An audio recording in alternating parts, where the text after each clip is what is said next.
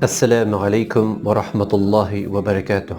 Дорогие верующие, хочется всех вас от души поздравить с наступлением священного месяца, того замечательного времени, в котором преображаются сердца, в котором наше духовное настроение приобретает самую высокую эмоцию веры, эмоцию пресвящения божественным уделом. И все это время называется Рамадан. Слово Рамадан переводится как сжигание.